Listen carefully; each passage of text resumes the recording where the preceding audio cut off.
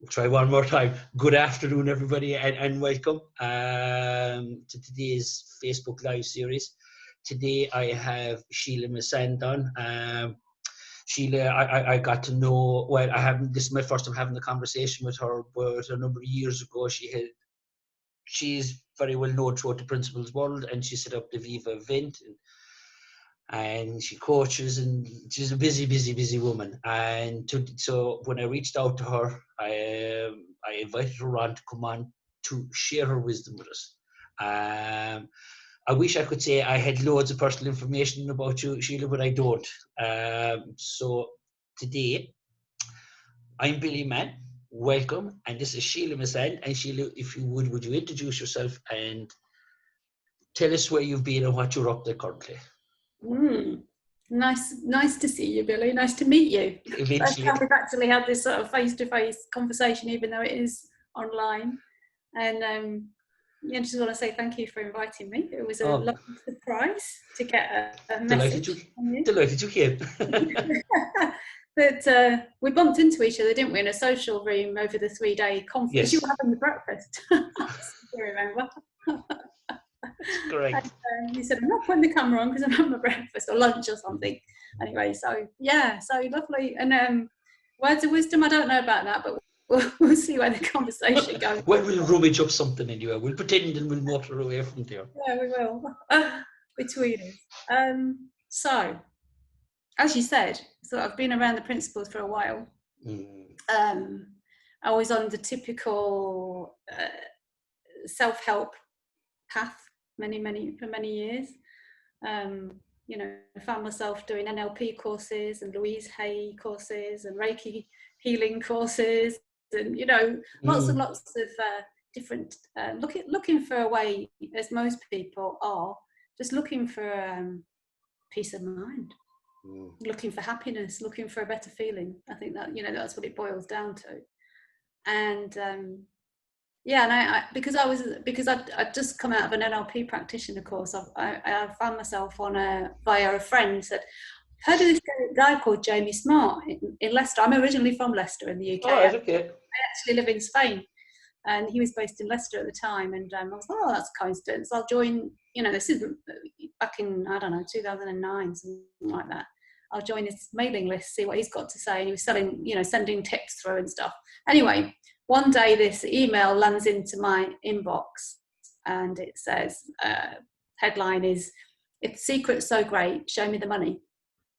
And at that time, not long before, I'd been through that as well, explored The Secret, the law of attraction, another one of the things, the areas I explored. So I was like, I've been doing this law of attraction stuff. It's nothing's happening. So let's see what he's got to say. So anyway, I bought this DVD set, basically, that he was selling. And it turns out it was a recording of a 2-day event that he'd done in London. And what I didn't hear was about how to make more money, which is what I thought I was going to be learning. It was like, give me some, fast tips and tricks. Me too. But that didn't happen. No. But what happened was something far more valuable. It was far more valuable, and what's become life-changing for me and set the course for the last 10 years of my life, really. And what I heard in number one is what many people say is they don't quite understand what's happened. It's like there's something here, but I'm not quite sure what's here. It's like there's afterwards I can say it was a resonance to truth, I guess. Resonance to the truth. But at the time I had no idea that's what was happening. I heard in words that financial security does not come from the outside. Like financial freedom, which is something that I'd always been looking for, was not, you're not going to find that by getting more money. That's not going to happen, because feelings don't come from anything on the outside. So it's not that I hadn't heard that before. It was kind of like, it was like I've heard that before, but I hadn't heard, but not in the way he was saying it. There was something different, and I wasn't quite sure what that was. And then along the way, I heard that it's 100% always works one way, 100%, never another way. And And then at the end, he had this he used to, back in the beginning when I was first around him, he used to have this thing that he said at the end of his, because I went over to London at least 3 times to sit through 2 days of the same message. And again, this was something pulling me. But he used to end his sessions with something like, now there's a 3-step process. And it'd be like, if you've heard something that makes some sense to you, go and explore. And if it makes sense, go. I can't remember exactly the words. Yeah, but I'm good. I'm good to go, Jamie. You know, I've got it. And the third one is, if you're off your head. I can't, but I just remember this 3, and it wasn't really a process at all. It was just like, don't believe me, go and look for yourself, which is pretty much what I did. So I did. I started looking at situations. I started asking myself, is this really, am I feeling the situation, or am I, or is this coming from me? Is this coming from thought, or is this coming from a situation? And of course, I kept finding every single time I tested it out, nah, it's not the situation, because I'm not feeling the same all the time. So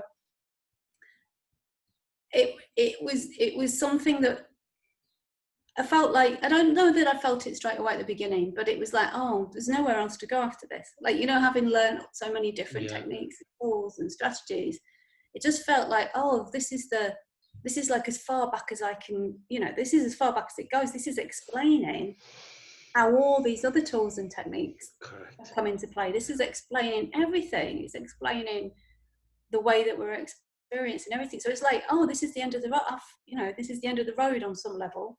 And then, of course, over the years and over time, it's become much more about. So that, I think I would say I came in on a psychological level, without realizing I was being pulled on a spiritual level. And then over the years, it's become more of a spiritual understanding for me, and much more about understanding who we really are, who we really are, and the magnificence of just the ordinary miracle of life, like the absolute ordinariness of life and the miracle of life at the same time. There's so many paradoxes for me. That I have, it's just like, oh yeah, but, and it's like yes, it's like, and so from the beginning, I knew that I just wanted to share with people, but I didn't quite know how to do that. I didn't have words for it. I didn't feel that I knew how to share. And there's many things that happened over the years, but one of the important, I suppose, pivotal moments in my life in terms of business and principles and friendship and colleagueship is when Jack Pransky, I interviewed him a couple of times, and then he asked if he could, he just said he'd love to come to Spain. And I was like, yeah, okay. Loads of people say that to me. It's like along the way, oh, you live in Spain. Oh, I'd love to come visit Spain. And then my friend Katya Simons started translating his book, Somebody Should Have Told Us, into German. Into German, that's correct. And I remember that actually. A client of mine, and she got in touch with me and said, Jack Pransky wants to come to Spain, Sheela. And I said, and she was living here at the time. She's back in Berlin now. And I said, yeah, I know. It's kind of, yeah, I know. And she said, yeah, but he really wants to come. I'm like, okay. And I said, what do you want me to do? I've never organised an event, I was like, well, what do you want me to do about it, sort of thing. And it's like, well, we need to talk to him. So we did. We ended up having a conversation with him, and we created an event, and a 6 months extended professional training is what we ended up calling it. And that started in 2013. And it went year after year. We did different titles, different courses, but year after year he came back to Spain until last year when he retired. But I mean, they were very, very special times, and he taught me lots. And he set me off on the road of organising events. So I've, there's been many things, as you said, I think in the blurb, about being the organiser, co-founder of Viva, the Viva event, which has become an annual event here in Spain, which is all 3 principles based, and basically it's a bit of a party, really. we have a lot of fun. We have a lot of learning. No, you're not serious about it. Not so much. Not so much. My business partner in that venture, Sue Pankowitz, we just have a blast. I mean, we have a blast in in creating it. We're like little kids a lot of the time. We're just like, oh, well, I know what we can do. We can surprise them with this. I know what we can do. We love creating surprises. So yeah, let's.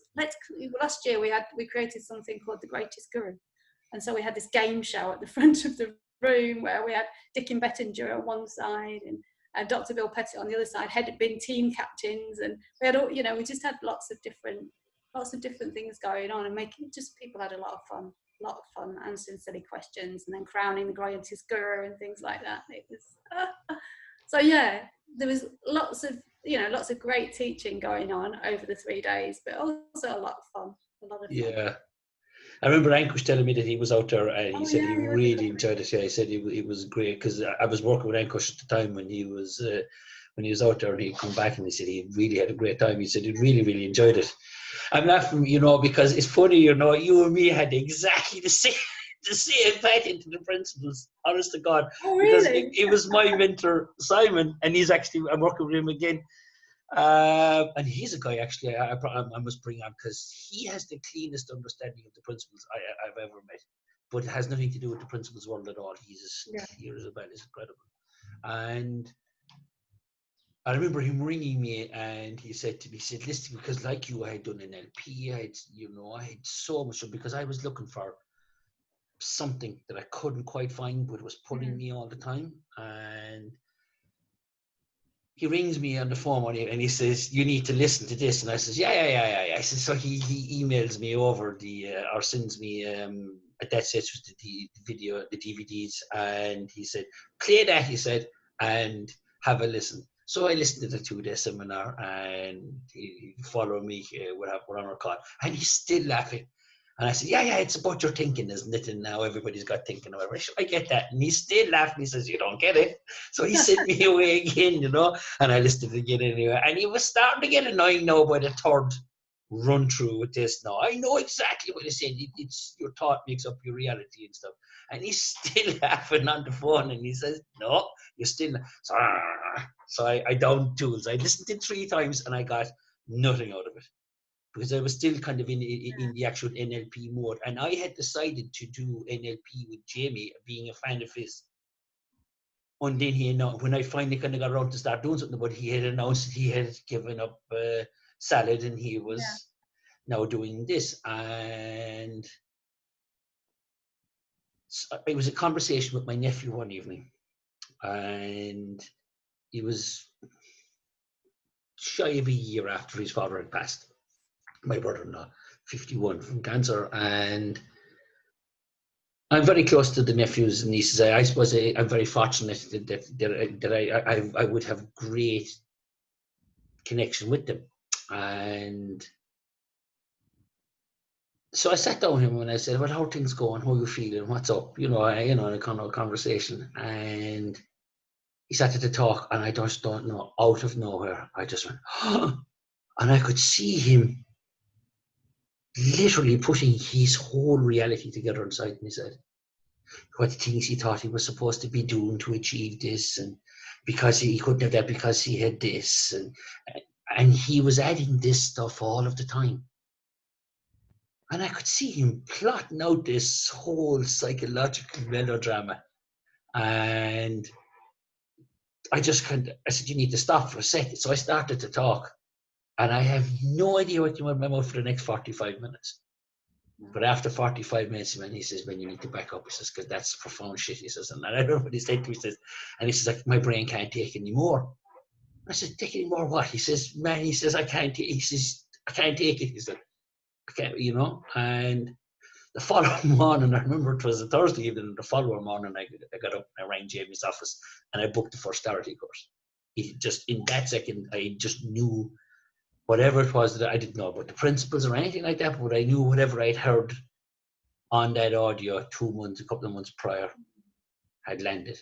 It just needed that bit of time to work its way through the system, and completely caught me by surprise.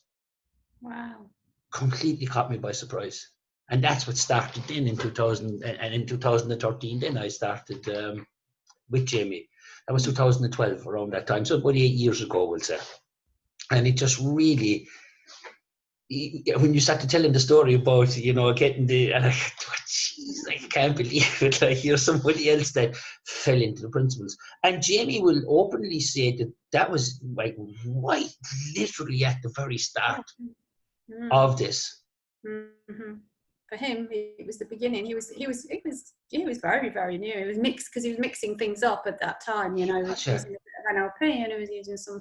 He was on a mission to share the principles, but he was still finding his way. Which is very, very important, mm-hmm. because Sheela Masand heard something, and Billy Mann heard something, Exactly. and my mentor Simon heard something. And many, many people I'm still in touch with from those days. You know, that were in that era. And we're still friends and colleagues now. Yeah. So give him his due. I'm very, very grateful to him that he stepped up there, and that, you know, and that's something that, you know, there's a great story of it. Really, is like I do come across many people, and I was one of them at the beginning that didn't have that, let's say, courage, if you want to call it courage, or to put myself out there, because I still had lots of hang-ups and lots of fears about what people would think, and would I do it right, and would I have made a mess of it, and they're really common questions at the beginning of somebody's journey. Now I've mentored people, and I can talk about it from a different space now, but I remember how it was. I was very, very insecure, and, you know, to be honest, that still happens now. I can still get tongue-tied and think, why would somebody ask me? You know, I'm like, who? I don't know. I'm just Sheela. Sometimes I really feel like that. It's like, God, I don't think I know anything. I don't think I know. You know, which is a good place to be sometimes. Which is a good place to be, you know, because it often just empties the bucket, you know. And that famous, I'm paraphrasing now too, when he says, you know, a cup's greatest use is in its emptiness. You know, so arriving empty is perhaps a great, you know, and he did. Look, I shared this with Liliana the other day. Look, and it's no big deal to say it out here, you know. That for years I wouldn't speak publicly, even though when I did training for hairdressing, and I was a technician for a major global brand here in Ireland, and I'd often have to stand in front of 200 people, you know, working in front on the stage, etc., supporting maybe the guest, the main artist or whatever, doing their colours and so forth. And I didn't have to talk. And when I did, I was a little bit self-conscious. But when I remember when I used to go to the UK and do the work, I couldn't. I just couldn't talk. I couldn't open my mouth on the stage. I literally was paralyzed. Hard to believe it for a guy that was once politely described as very loquacious. It was a polite saying, like, I never shut up. But I developed this belief a number of years ago. I was very fortunate with the guy that trained me. He was an English guy, Sassoon trained in a school here in Ireland. And we just connected, the two of us connected really, really deeply. And he saw my passion for cutting hair, and it was brilliant. You know, it really was a brilliant education to get. And at the time, all the education material came from the UK, videos, etc. Nothing was being produced in Ireland at that stage, in the late 80s and stuff. And I remember saying to him one evening, he says, that's because people listen to British people, they don't listen to Irish people and their language, he said, and the way they speak, etc. He said, it's always, the British accent is always so much better. That's why speakers are British. Are you with me? So I said, like, you're an impressionable 17-year-old, you know, until they say to you, they kind of go, well, I'm not fucking talking in front of a camera if that's the case, you know what I mean? And for years I carried that. And even into this, I carried it.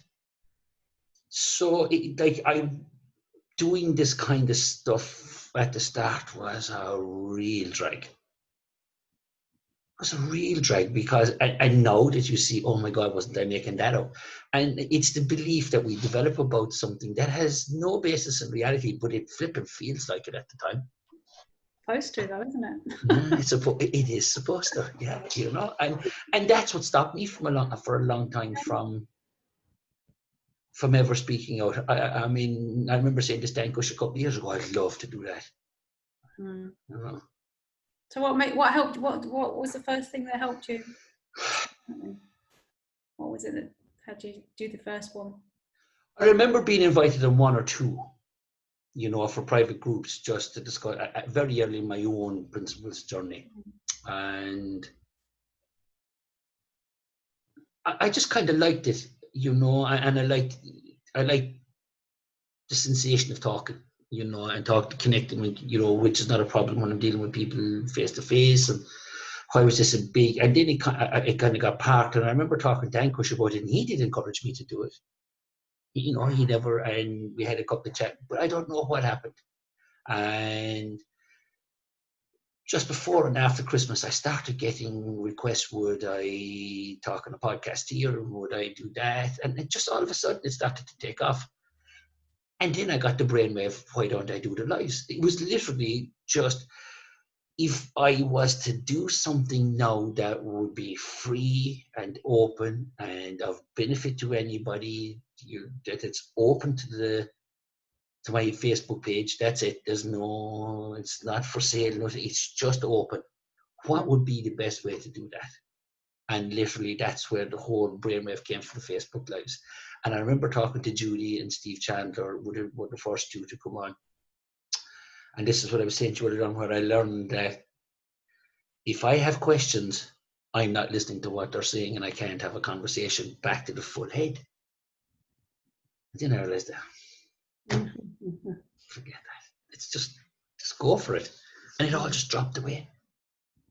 That's beautiful. It all just dropped away all by itself, you know, the fear of it. And it just, it's like, it's taking its own life, you know, Sheela, that is the truth of it. I simply am along for the ride here. I'm simply along for the ride here because everybody that I have reached out to has said yes, no bother. I mean, nobody has said no. We've had maybe scheduling difficulties, we've had to move one or two or whatever, but nobody has said no, sorry, can't do it. And even if they did, you'd just move on to the next one, right? Isn't it? Well, totally. It's in their batches of them anyway. You know what I mean? And so people can. And so, but like I've had one, but I understand why. You know, and they explained their reasoning to why, and I when they did, I fully understood why, and I respect. But that would have been it. There was a real reason for why they didn't want to do it, and I totally got that. But that was it. That was it. And then when I started talking, and after a while I began to like, oh, wait a second, that all Irish speaking, and it turned out that people liked to hear the old Paddy. You know, it's kind of quaint, you know, and that's fine, you know, whatever. But no, that's how it came about. It is a beautiful accent, but people make stuff up, right? And then we pass that on without even thinking about it. It's like, oh yeah, the Irish accent this or that accent that, and nobody can understand it. And what would you? And then we influence people, and they believe it, and they pass it on, and we don't stop and question how true could that be. And that's one of the things that I love about understanding how we're creating reality is none of it's solid. It looks really, really, really solid. And I had a brilliant insight not that long ago, and that's why it's really fresh for me at the moment. Is that this idea that the world looks really solid and then it doesn't. You know, it's like, and then it kind of dissipates. I was, talked about the Viva event. With Sue, that I put on with Sue here every year, and of course with the coronavirus, we do it in the first week in November every year. It's this year 5, this would be year 6, this would be year 6. And when this kicked off in March, so okay, we're talking all the way to the end of October, beginning of November, we were like, do we think we're going to do it? And slowly but surely, it got worse. And I had an event here. I actually was supposed to have Dickie Bettinger in June. I had to cancel that. We were having a Space for Connection. I had to cancel a few events. And it was like, well, we'll hang on. We'll make a decision in about June time. And I did. I attended, I was due to go to London in April to attend Michael Neal's Genius Catalyst weekend. And of course that had to go online. He put it online. It didn't have to go online. He decided to take it online because there was nobody flying to London in April. Yeah, that was that.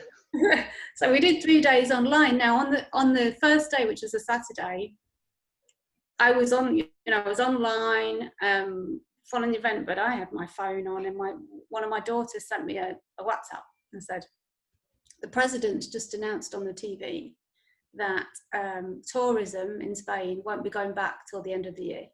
So, of course, my little brain's going, oh no, that means no Viva. We can't have tourism, we can't bring people over. There's no hotel. Okay, that means Viva's off the table. So I'm starting to go into a whole thought storm about that. Being with the online event, and then it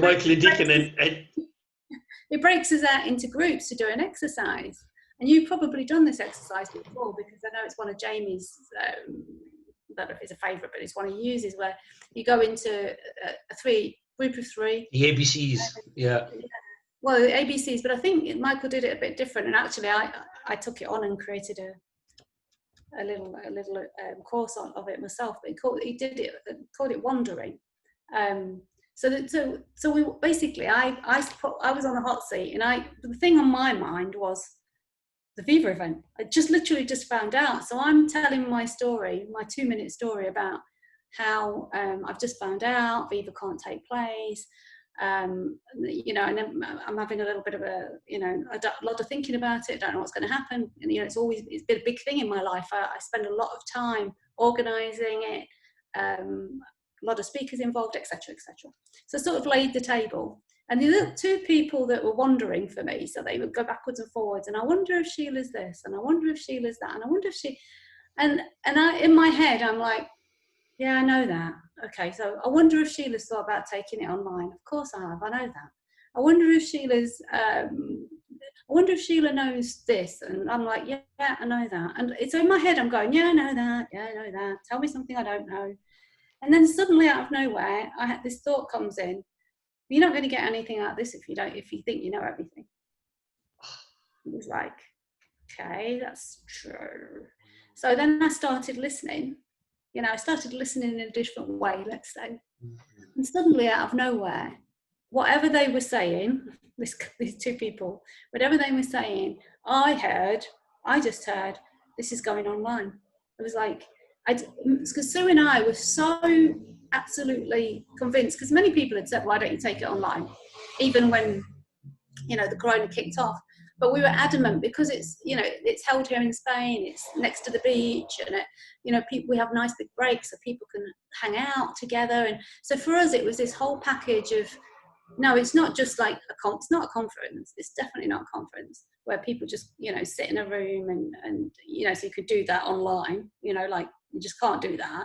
We need all the going to coffee shops and the beach and this and that. So we can't do that online. So we were dead fixed. We agreed. Sure. You were sure. It was solid. Yeah. We cannot go online. It doesn't work. And so for me to have this complete shift in a matter of 2 minutes, probably a matter of minutes, like suddenly, woof, I could see the whole thing online. Yeah. And this was in April, and so unbeknownst to Sue, because Sue wasn't on this course, I'm like, she has no idea that I'm now planning Viva Online. So I sent her a message sort of at the end of the day, and she said to me afterwards that I thought I was going to have to. We always have a meeting on a Monday morning. I thought, we're meeting on. I need to prep her for my new ideas, and I thought I might have to do a bit of convincing as well. Gentle persuasion. But actually, she says now. She said, I could feel your energy. I just could feel that you'd heard something, you'd seen something, you knew something. It was like, oh, okay. And it was just like, she changed so quickly as well in her mind. Her mind just changed quickly as well. Okay, if she sees it like that, that's the way it is. And that's the beauty of this as well. We know that when we see it and remember that thought's not solid, and we can create a whole new reality that quickly. It's just it's gone from one thing to another thing. And the whole thing's changed. We went from not knowing, oh God, it's not going to happen, to, oh, okay, we're doing this online, and now we've got tons of ideas about how we can have this party online. So yeah, just loved that refresh, that reminder for me of insight happens in a second. And it was also me. It was me not listening. it was me listening to my commentary in my head and not listening to actually what was available to me in the moment. And the second that I saw that, it was like whoosh, whoosh, whoosh, whoosh. And so many things changed for me. And events online became super obvious. And then there was a whole other range of knock-on effects of another course came into being that's been and gone and done and was a success. So it's like, you just don't know what's going to be around the corner when you decide or even notice that, just notice that you might not have to think that or might have to believe that's there in the moment. It really is as simple as that. It really is. It's when you stop listening to reasons why you shouldn't be doing it and all of the stuff. I love that, Sheela. It's that moment when you, like you say, oh, wait a second. Wait a second. Yeah. Because the energy is so busy. We get so revved up about things and so deep and caught up in it. And I love the kind of, well, wait a second, I'm not listening. You said it didn't feel like I even had that cognitive thought. It was just like I can look back on it and now I can put words to it. But I just saw myself doing the tick box thing, and I'm so good at that. It's what you mentioned, having an empty cup or an empty something earlier on, and that's it. If we haven't, there's not much room for anything new to come in. And I'm a bit of a for doing that, and thinking, oh yeah, I've heard that before. But, I'm like, tell me something new. I'm here for the advanced course that Aaron Turner describes it as. I remember Jamie telling that story as well. The advanced course, the same course with better listening. And then when Jack Pransky came out here in 2013, I mean, his specialty in my mind, I mean, I can't tell you how much he talked about deep listening.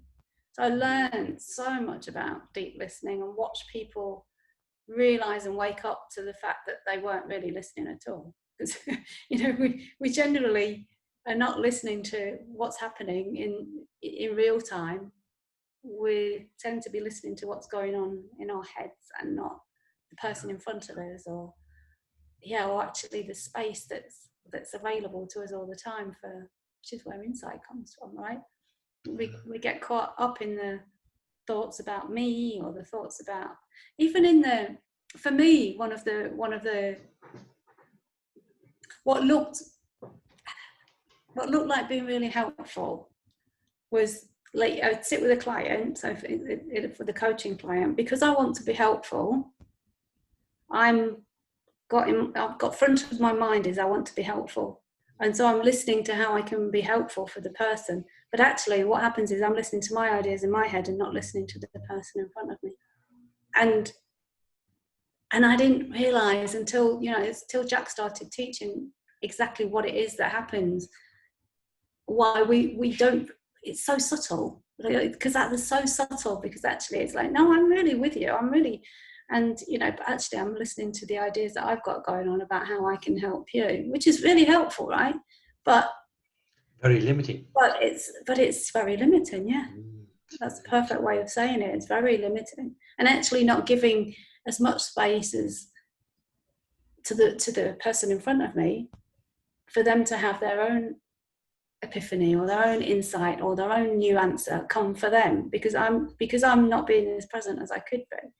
And the more I've noticed, the more present I am, the more likely it is that people do hear their own answers, because it's at some level they've been given that space and that permission, and they know that you're not going to put anything in it or on it or add to it. It's just like, it's literally like, I can breathe. And when people breathe, when they've got space, that's when things come new and fresh for them. It's very powerful. It's really, it was one of this whole exercise in these lives actually reinforced that for me. I was saying to you earlier on about showing up empty. Because what I had found in my own personal work with people, my own coaching, is I'll start with what's going on for you today, or where are you, or whatever the question would be, just to encourage the conversation.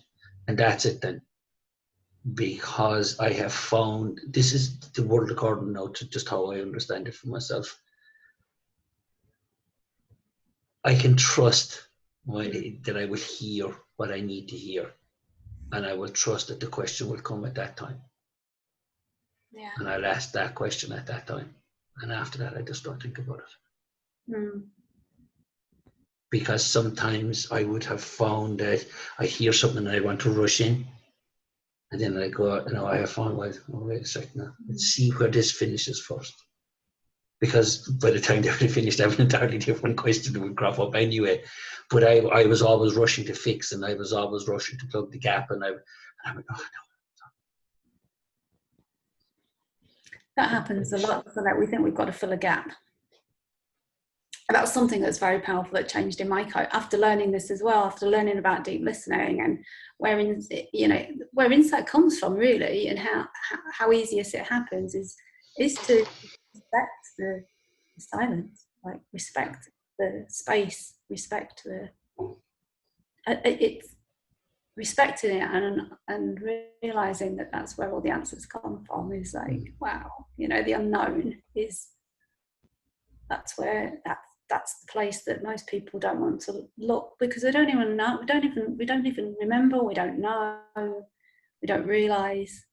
But actually the beauty is in, if you do it, you'd know it already. So it's got to come from the unknown, right? And yet we go through our intellect over and over again. The Viva must go online, the Viva must go online, the Viva must go online. Oh, the Viva must go online. Yeah, that's it. That's it. Oh, that is so solid. I mean, I don't even notice how much I'm reaffirming my own beliefs in my head, going over it, until I do. And then I was like, oh, okay, there's something different here. So it can be so helpful to talk to somebody new, somebody different than my own head. Yeah. It can be so helpful. You get crowded by yours. I'm willing to listen. Yes. As long as I'm willing to listen and not think that I know the answer already. But often you don't. I don't. Often I don't. And when I don't have the answer, like you see, then there'll be a you'd be kind of vomiting out a word salad just to kind of fill the ear, or what else? And not knowing as well, that's another thing that's been really I think comforting, or it was revelationary as well, but comforting as well is like, it's okay not to know, that's fine, because I always used to think it wasn't. So actually being with I don't know for a while until I do, it's like, oh, I kind of quite like it now. I'm kind of like, oh, I don't know what the answer is, but I'm sure something will come. Something will come. And it always does. It might not be on my time frame, but it always does. 3:42. Yeah, exactly. Yeah. I'm waiting. Come on. It's 4:47. By now it should be. Yeah. I'm sure I should know by now. And usually, what I would have done, I would have forced something. I would have made something happen and got really uptight about when it didn't work. And now I'm much more free about things not working as well. I can say that there's a lot thanks to Michael Neal. I've been on his Creating the Impossible course for the last couple of years, and one of his phrases is try shit. It's like I love it. It's a great mantra. Just try shit. Just try shit. Try something. If it doesn't work, no problem. Try something else. That's such a simple idea, but for me it was pretty fresh. And it was like, oh, okay. You don't have to get it right. You don't have to work it all out first. Yeah. You actually don't need to know how it's going to work. You don't need to plan it all out first before you actually set off, set sail. No, actually, you just need to know this next step, and then the next step, and then the next step. And it's great. It's just okay, and it's much more playful. I was talking about Viva before, about being playful. We are literally just like in the sandpit playing and creating with sand, or building sandcastles, knocking them down, building some more, knocking them down, and creating different things and seeing what feels right. And that doesn't, oh, that's got legs, no, that hasn't, let's throw that one away. And I love it. It's just, and to think that's business. Really? Yeah, people are paying me for this. But actually, when I think back, when I think back to the business, I've been in Spain for, I think it's 34 years now, 86, yeah, 34 years I've been here. And not, I got married, had kids, and then started up a business, a food import business. I think it was about 98, 90, somewhere around there. And literally that was me and a business partner, a guy that was a salesman. He worked from his home and I worked from my home. And literally it was a very tiny, tiny investment that we put into that business. But that was one step at a time. It was like, I'll do the ordering from, it was even before computers. So it's a phone job, it was a phone and fax job. And he had a garage that he stored all the stuff in, and we bought a van, and that was it. That was pretty much our investment, was a van. So that's where the first, it was van and buy some stock. Yeah. But, it got shipped over from the UK on lorries, and it got delivered into his garage, and he would set off selling stuff around the bars and restaurants, and I would be on the phone making the orders, taking the orders, filling, creating invoices, all the doing the admin stuff and the buying. And when I look back on it, it was just putting one foot in front of the other. It really was. We didn't have a business plan. We didn't have projections or forecasts or any of that stuff that now I look at what business says you're supposed to do. But that literally, it snowballed and it snowballed, and we were lucky because the economy was good, and it snowballed. So the sort of end result was 20 employees, 5 vans, a warehouse, and an office, and what you would a flourishing business. But we didn't plan that. We didn't say, right, in 8 years' time we want to have 20 employees. Yeah. We didn't have any of that. It just was bit by bit by bit, and literally trying shit, putting one foot in front of the other, and seeing what worked and what didn't work. And I think that's the simplicity that a lot of people forget is available to us. We're just creating in the moment, aren't we? Constantly creating in the moment. And somewhere along the way, a lot of people That's think a very valuable distinction there, though, Sheela. What's that? That people are creating in the moment all the time. All the time. It's not just happening. And that's so important. And I'm so glad you pointed that out. We are creating this. So we are actually creating from moment to moment anyway. Yeah. And it's I'm not creative. Well, wait a second, you're actually alive. Let's start there. So everything that you have, you've created in your life anyway. So you're creating all of the time. I was convinced I wasn't creative. I was convinced that I wasn't, because I thought creative meant painting, artwork, sculpting. For me, that was even writing a book. And I thought that was somebody who was creative. I just never thought I was creative. And then it was pointed out, well, actually, you're creating your reality moment to moment. You're the biggest creation in the world. Really, the biggest thing that could be happening. You're creating that moment to moment. And it wasn't until I'm talking to you, really, when I look back on that other business, the food import business, actually noticing how creative that was. But I would have told you back in those days, I would have said to you, no, I'm not creative. No. I'm very left-brained. I'm logical, I'm practical, but not right. Right-brained is correct. That's what creative people do. I'm not right-brained. I'm left-brained, and it's. I believe it's what that is. It fix ideas, don't we? Yeah, we look solid. That's the thing. It looks solid. I know. Well, that's changed for me so much. Yeah. It's the interpretation of creation. That there is, even that got hemmed into the arts. Yeah. You're only creative if you're an artist of some sort. But that's not an exclusive thing, because some people are artists in what they do. As much as that my life is a prayer. Some people are deeply spiritual, and they dedicate their life to, say, Christianity or Islam or whatever, and they say their life is a prayer. That's art. They're creating, to me, and to me, it's whatever you bring to life in this world is creation. I love that what you just said, Billy, because it makes me think it's the art. Actually, you could could you? I'm just thinking, could you put the art of in front of anything? Like the art of coaching, the art of living, the art All the of time. crying, the art of. I've never really thought about it like that before. I mean, I've heard the term art of coaching many times now in the art. But yeah, we're artists at work in whatever we're doing. Even the art of maths. It was funny. I said that, and I said that, on Ankush's page one day, going back there recently, that listening becomes an art. It's the art of listening. Oh gosh, yeah. That I've seen. There's an art to listening for sure. There's an art to listening, and you develop that art, and you start by listening. You just literally start, and like we were talking a while ago, over a period of time, you start to recognize your internal dialogue. And when you listen to your internal dialogue, out when you're not, it just develops over time. The more you practice it, the more you sit into it, the more you listen to it. Yeah.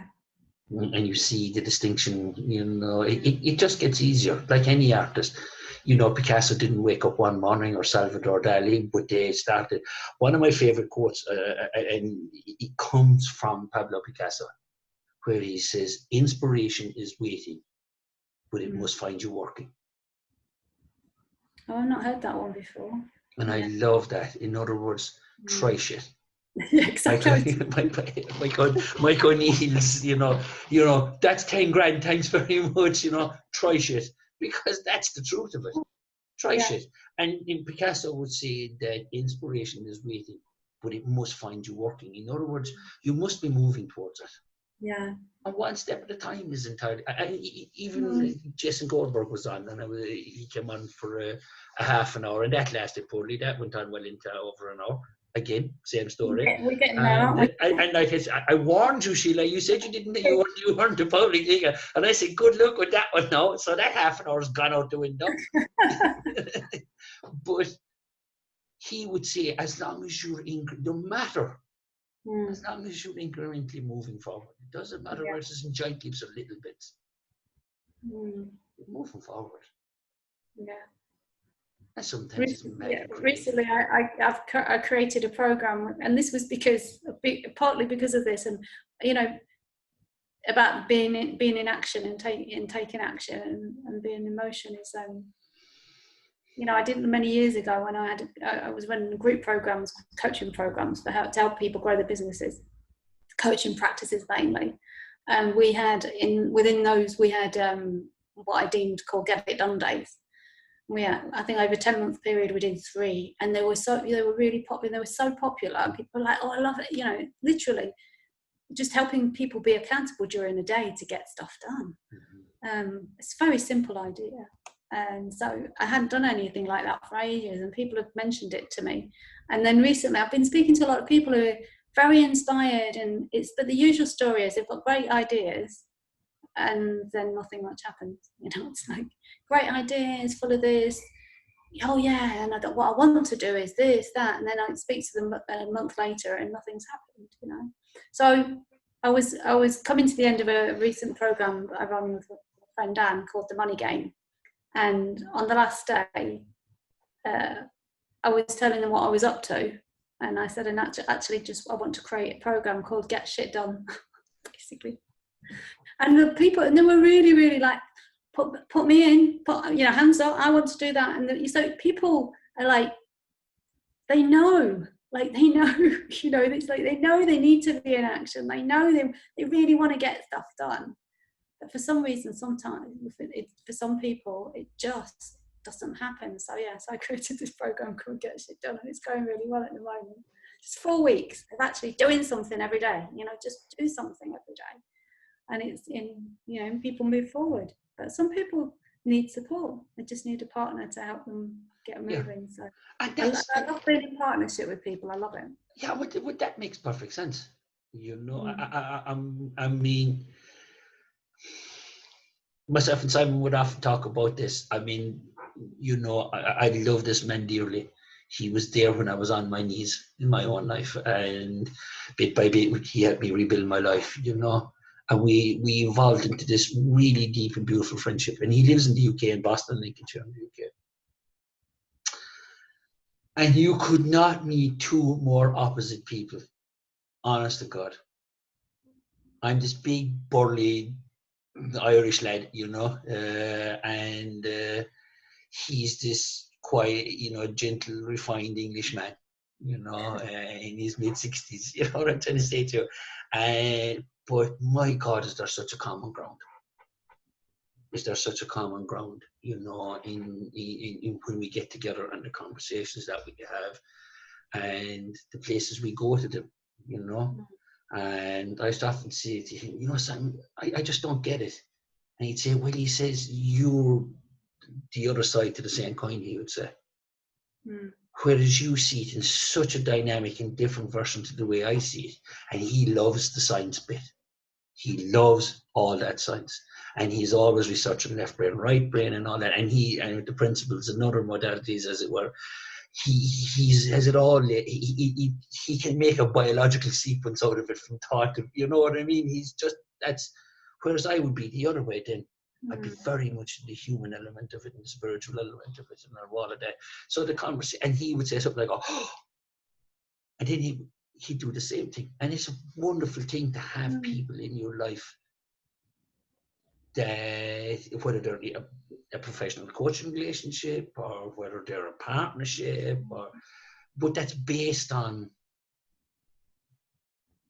ultimately love and support. I was going to say that, love and respecting each other's differences. Yeah. And that, I mean, that's and that comes down loads to listening, doesn't it, as well? It's like being willing to be open-minded and listen to somebody else's point of view without it having to fit, or, you know, tick my boxes or fit into a certain model, you know. But isn't that key? Isn't that, you know, isn't that part of what's going on in the world? It's funny, isn't it? I said to you, I've got no opinion about world issues particularly at the moment, but I probably have, really. I mean, of course I've got opinion, I just don't know I've got anything helpful to share. Yeah. But my opinion on listening is that for all relationships, I mean, it's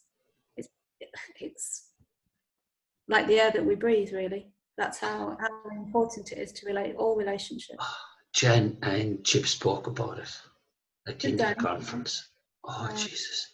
I probably did listen to it, but I don't remember. Just how Chip said, you know, that he's hearing Jen in an entirely different way. And he said the COVID, like, has just even, oh my God, there's a whole new side to this woman I haven't heard. That I had, you know, that he wasn't listening for. And it's like he's knowing her all over again.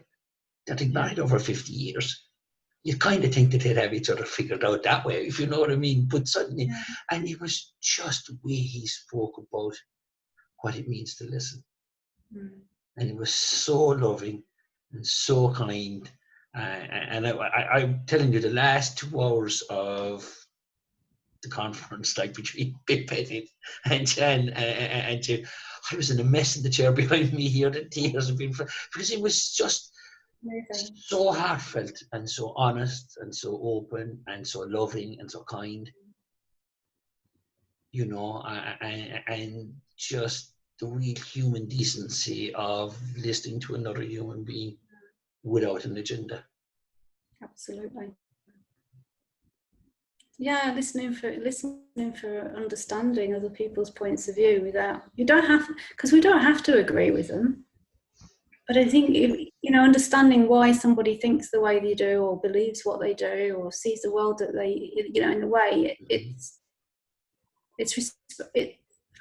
that creates connection. I mean, that brings down the barriers. And yeah, we can have completely different religious beliefs, but we can still, you know, people that are married and people have different political beliefs and are married and are happily married. And then that just doesn't happen for some people. But it's the idea of open communication and being willing to actually really listen. That I got a lesson on myself last week, you know, when a row broke out, and online in one of the private groups, and I came, after a couple of days I came back into it, and what started was in my own mind up here was down here was just be very simple and succinct. This took over. And I really got very revved up about what had happened. And even though I will read the sentiment of the open and loving aspect of it, I would stand by, but I had made it personal. I had made it personal, and I got completely swept up in it, Sheela. Just completely forgot in the moment.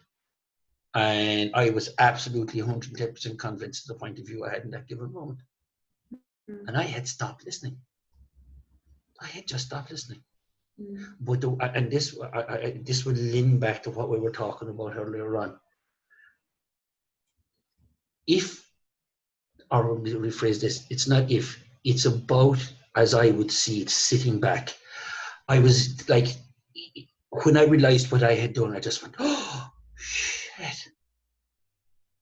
And when I just really saw I followed it up with an open apology and whatever, and did all of that. And it was very painful for me, truthfully. It was just that I'd lost my way in that given moment. And I knew that I was wrong. It was mea culpa. But I stayed with it, and I could have gone away quietly, and I could have ducked away, Sheela, and I could have quite easily just, but that's no good for me. Because I like the people, and I knew what I had done is I let myself down, in the sense that I got caught up in my story. But I stayed with it, and this is why I kind of stayed with the public nature of it, because there is a huge difference, as I see it, to surrendering for wisdom and intelligence and surrendering to wisdom and intelligence. In the moment that I felt incredibly pained, I felt hurt, I had all of that going on. And rather than avoiding it or, and shying away from it, I let it be exactly what it was, knowing that at some stage, like you say, you'd hear something new. And what transpired from a particularly low point on the Friday and even on the Saturday afternoon, and I was bummed out by it at this stage, and I turned out that evening went to visit my friend, and we went for a walk by the river. And oh my God, I just to realize that the last time I had walked in that field was 35 years before that. And I had spent a sizable chunk of this is where I learned how to swim. All the kids in the parish learned how to swim in this, and all the memories of smoking cigarettes and hanging out and kissing girls and swimming in the water river and, and all that stuff. And it just was magical. It was magical. And I fell back into love. I fell back into love, and I knew when I woke up on Sunday morning that whatever it was done, it was finished, it was over. It was over, it was finished. I didn't have to, rather than running away and being embarrassed and, or pretending it didn't happen or any of that stuff, means that you're not staying with the pain of what's unfolding for you. You're avoiding the pain. And for me, it's something that I work with when I work with my own clients, is that when things are painful, it's okay to feel that pain. Yeah. Because the more you step away from the pain, the longer you will prolong that suffering. That is an absolute fact. Because whatever fear, and it's a state under a thought stroke emotion, that shows up will hold it in place. Will just hold it in place. And like you say, solidifies it. Wait a sec, this is what happened. And in my swept up innocence of that moment, this is exactly what happened. And I was out of order. I spoke out of turn. I played the man, not the ball, that's the way I put it. And I shouldn't have done it. But then again, I didn't know at the time. And like one person said, the road to hell is paved with good intentions. And it is, it's paved with good intentions. But I didn't walk away from it. Because I knew that whatever was unfolding for me was worth sitting with it. And it was a beautiful, beautiful reminder that we're all human beings.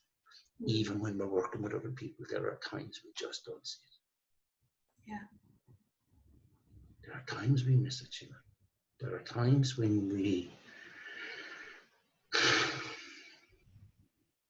it's okay not to have the answer. It was very powerful. It was a really, really, it was a very powerful lesson for me from coming, and I can say that it came from Bill Pettit's conversation, which led into this. And I can have all the reasons why. It was very emotional and stuff like that. And I suppose my own levels hadn't settled down, you know. But we do forget that at times. Yeah. We do forget that at times. And, you know, if, and just as I'm saying it to you, if this was really an issue, I wouldn't have spoken about this. I'd have been trying to shy away from it, but I didn't. I made an ass of myself, you know. That was just the way it was, you know. But to surrender, just the only thing that I knew, despite how painful it was and despite how bummed out I was by the whole thing, was what's going to come. And the lesson, one of the deep lessons that I learned in the middle of all of this was the words of Sidney Banks. When he said that when you start to look to your past, because my past was one of the reasons why this was, because it was so painful for many, many years. And I spoke recently, and I know one of my old school buddies is on, you know, and he just put up a smart comment there a while ago about me learning about Picasso and Ballyforney. If you knew our boarding school, you'd know this wasn't a Picasso orientated boarding school. But when I used to look back at that time, because of what happened at the time, I couldn't look at any of that period of my life without that pain surfacing. So to me, it looked like a vast expanse of my single digits into my teenage years was because I'd led to a breakdown at 19. So you can see 10 years of my life in that time as a teenager, quite painful. So I couldn't look back without the pain, without the memories showing up and with it bringing, you know, in its, this is how it's taking form right now. And you're going, oh, gone. You know, this is what sin meant. Yeah. When you look back, there's no pain. It's just beautiful memories. And it was when I was standing in the field and we were watching the sunset, and it occurred to me, this is beautiful memories. And I felt so full. You know, I felt it just all the way to my soul that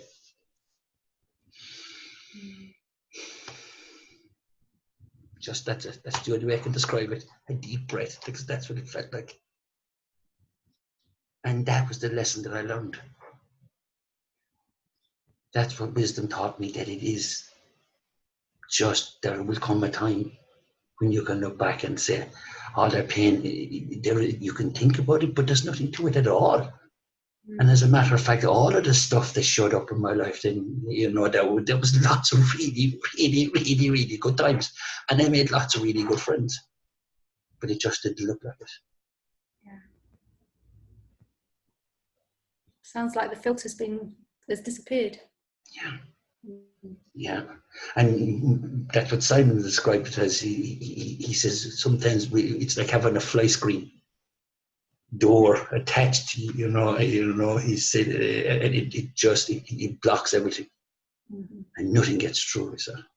And I said, when that just dropped away, he said, then everything got through. And it was very profound, Sheela. It was, and for me, to me, it made sense, you know, and to anybody else, even to you, it's still a concept.